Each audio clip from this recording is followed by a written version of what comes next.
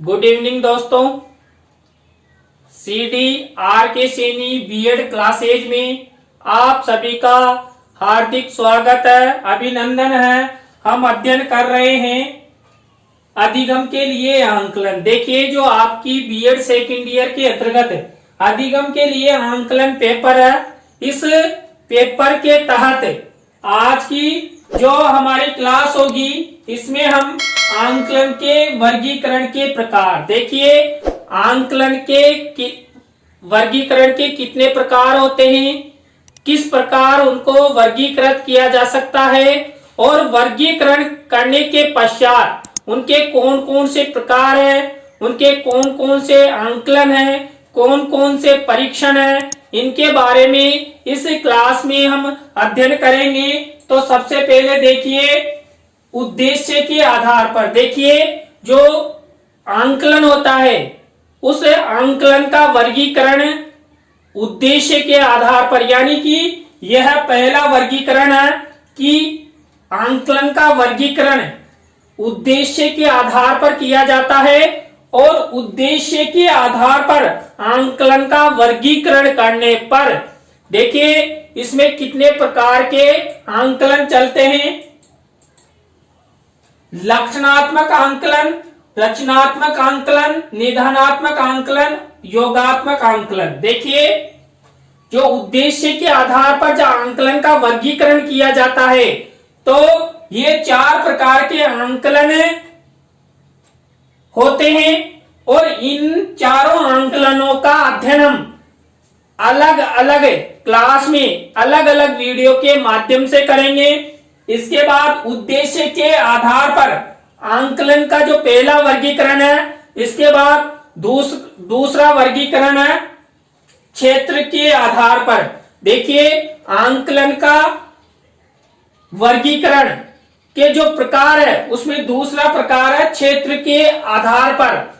क्षेत्र के आधार पर जो वर्गीकरण किया जाता है आंकलन का, उसमें दो प्रकार यानी दो प्रकार के परीक्षण चलते हैं, अध्यापक निर्मित परीक्षण और मानकीकृत परीक्षण।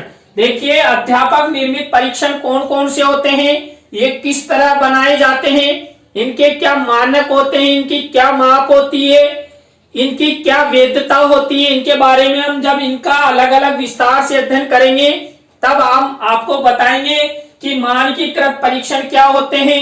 इसके बाद आंकलन का थर्ड वर्गीकरण है गुण आधारित मापन के आधार पर। जो गुण आधारित मापन के आधार पर जो आंकलन का वर्गीकरण किया जाता है, उसके अंतर्गत तीन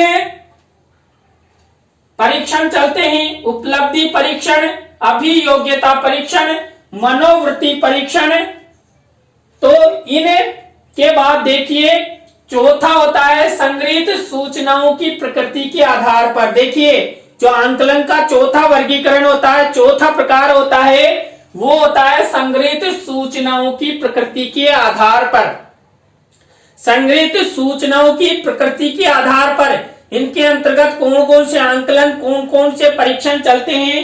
पहला है गुणात्मक आंकलन। कि गुणात्मक आंकलन क्या होता है, ये कैसे किया जाता है, किनका किया जाता है, इनके बारे में हम नेक्स्ट जो हमारी क्लासें होगी उसमें अध्ययन करेंगे।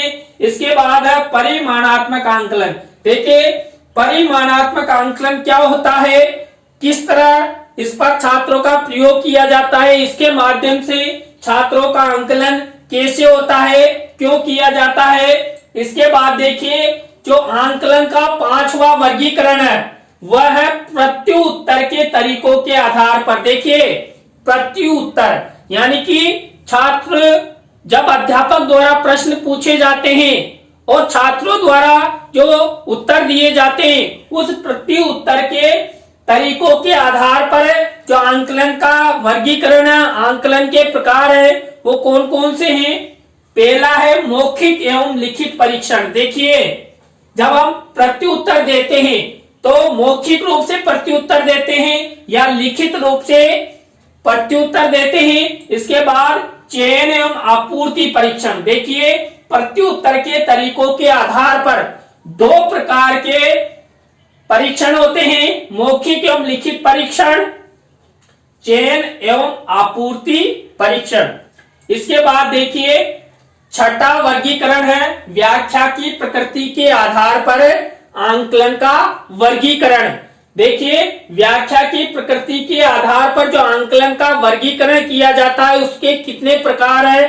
पहला प्रकार है मानक आधारित। मानक आधारित परीक्षण आंकलन क्या होता है इसके बारे में भी हम जब हमारी नेक्स्ट क्लासे होगी उसमें अलग अलग इन सब का देखिए जितने भी मैंने आंकलन के वर्गीकरण के प्रकार बताए हैं इन सब का हम अलग अलग क्लासों में अध्ययन करेंगे। तो यहाँ पर तो एक तरीके से केवल आपको आंकलन के वर्गीकरणों के बारे में उनके प्रकारों के बारे में बताया जा रहा है, क्योंकि देखिए इनके जो विषय वस्तु है वो बहुत बड़ी है, तो इनका हम अलग अलग क्लासों में अध्ययन करेंगे।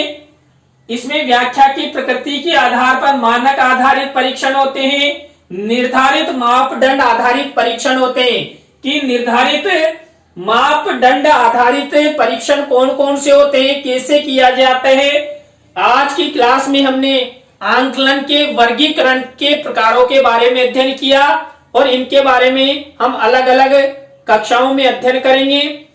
तो आप सभी को बहुत बहुत धन्यवाद। नए टॉपिक के साथ हम आपसे फिर मिलेंगे। धन्यवाद।